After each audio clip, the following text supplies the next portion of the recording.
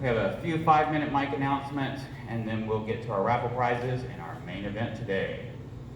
So without further ado, this is Kimmy. Thank you. So hopefully everybody here by now has heard of our festival. If not, I'm here to explain a little bit more. I have some flyers if anybody's interested in hanging up an event flyer and they don't already have one. So Rachel has been doing, from 94.9 has been helping me put these up throughout the area. They are a sponsor, a promotional sponsor to the festival. And we have 2 actual funding sponsors, which are TLC and Seaside Aquarium so far. So we are still looking for more sponsors for our festival as well as vendors. So mainly today I'm looking for more vendors. If anybody's interested, I have a map of our festival area. If you're familiar with the historic area at Fort Stevens State Park, it's right here. You can look at this afterwards. But we have a whole vendor area set up. We have a band area, which if you're familiar with the area, for Battery Pratt will be the stage. So it's kind of its own built-in amphitheater with the cement walls there. We'll have sound equipment rented, but the whole entire area, even the neighborhoods nearby, will probably be able to hear the music. So we're looking for more vendors. And there's an estimate of, we're hoping, insurance, we're saying we're having at least 4,000 people at the most per day. So if you're a vendor and you have a booth there, you can look for up to 4,000 people a day. So 8,000 people for the weekend passing by your booth.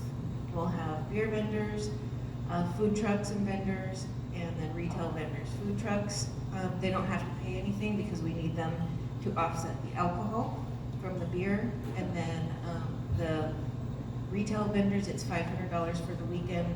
Festival runs from 11 a.m. to 9 p.m. both days, and you can leave early if you don't want to stay that whole time. And then I have pictures of our band lineup each day here if anybody wants to take a look at them later. And I also have stickers that I can hand out that we have for our festival. Thank you. Thank you, Cammie. So if you guys are interested in coming out, helping out, see Cammie, see these maps, all the good stuff she brought today. All right, Angee, if you want to come up and tell us a little bit about what's going on at Clatsop Community College Foundation and your event that's coming up we're excited about. Thank you, and we have David Ozer here, who is our vice chair of our foundation board. Julie mentioned that spring registration is coming up. We have the catalogs. If you look at the catalog, which you all should have received in the mail, we have this nice ad for our upcoming event, Be Part of the Magic. It's April 30th. On the website, it's Clatsop Community College, Be the Magic. We'll get you there, or you can use the QR code that's on the ad. This is a reinvention, a rebrand, refresh of our previous dinner auction gala event. We're going to showcase the programs at the college, kind of these interactive booths.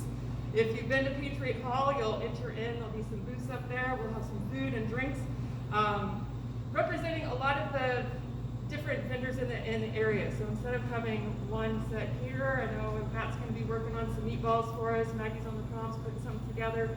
Gaetano's, where our venue and catering groups discussing tonight the different light bites, premium appetizers. Think college food, but with an adult upscale feel. So it's kind of that back to college, get to be a part of the magic of the learning that goes on at Clatsop.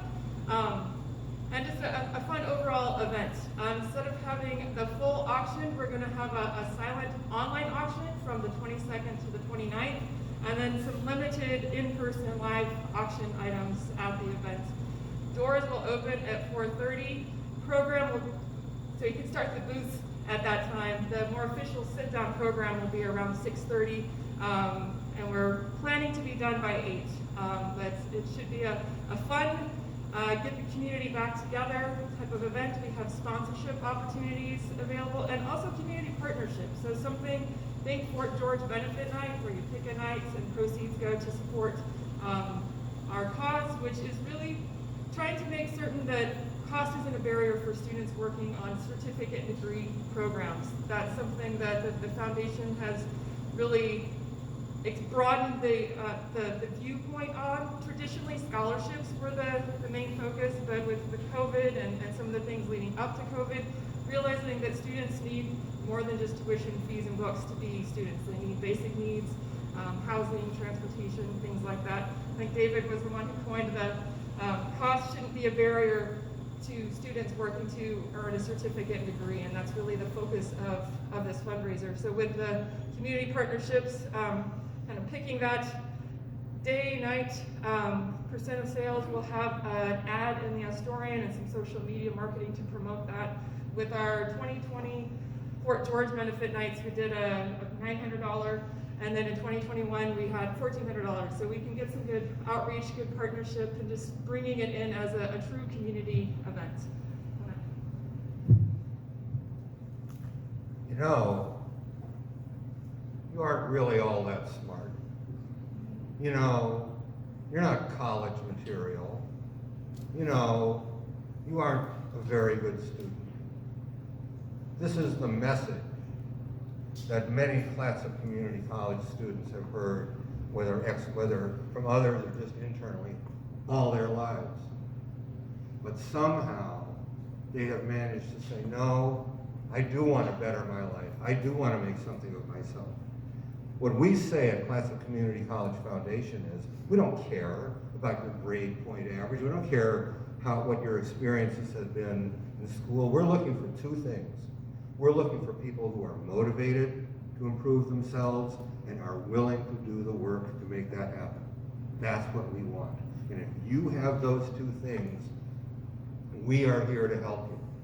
People often say, you know, the people I want to help are the people who are willing to help themselves. I don't want to help people who are just laying around. Well, these are them. And these are them right here in Clatsop County. Right here. So for some of you, to be a sponsor, you may say, well, $1,000, $500, $250, that's a lot of money. Yeah, it's a lot of money, but it cannot, in this community, be spent better. Thank you. Thank you, David. Thank you, Angie. You know, we know about my guidance counselor said I wouldn't amount to anything based on my zip code, and look at my zip code now. So revenge is the best way to get back to those naysayers. So I just want to invite up Marcy from Clatsop Animal Assistance to say a few words today. Good morning. First of all, does everybody understand the role of Clatsop Animal Assistance as opposed to the animal shelter? If not, okay. I'll do just a couple of minutes or a couple of seconds of that.